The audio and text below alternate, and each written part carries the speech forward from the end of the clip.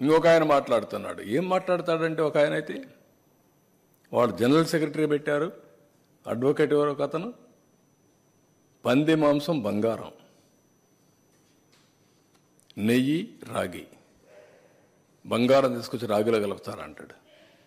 అంటే మనోభావాలు అంటే లెక్కలేదా మీకు? కనీసం మీరు కండెమ్ చేశారా? మాజీ ముఖ్యమంత్రి గారు, మీ పార్టీ జనరల్ సెక్రటరీ అవునా కాదా? మీ వాళ్ళు ఏమేమి మాట్లాడినా మేము భరించాలనా? మీకు బాధ్యత లేదా? మీకు ఆ విషయాలు నేను అడుగుతున్నా. ప్రజలను గుర్తించుకోమంటున్నా.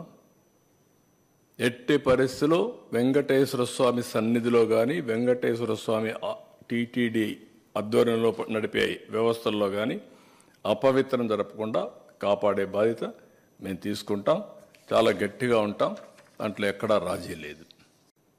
ఇంకొక ఆయన మాట్లాడుతున్నాడు. ఏం మాట్లాడతాడంటే ఒక ఆయన అయితే వాడు జనరల్ సెక్రటరీ పెట్టారు, అడ్వకేట్ ఎవరో ఒక అతను, పంది మాంసం బంగారం,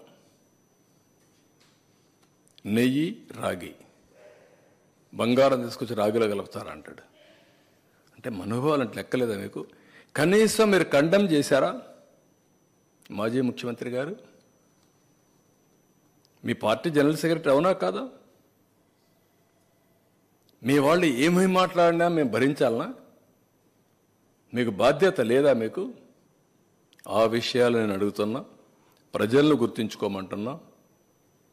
ఎట్టి పరిస్థితిలో వెంకటేశ్వర స్వామి సన్నిధిలో కానీ, వెంకటేశ్వర స్వామి టీటీడీ ఆధ్వర్యంలో నడిపే వ్యవస్థల్లో కానీ అపవిత్రం జరపకుండా కాపాడే బాధ్యత మేము తీసుకుంటాం. చాలా గట్టిగా ఉంటాం.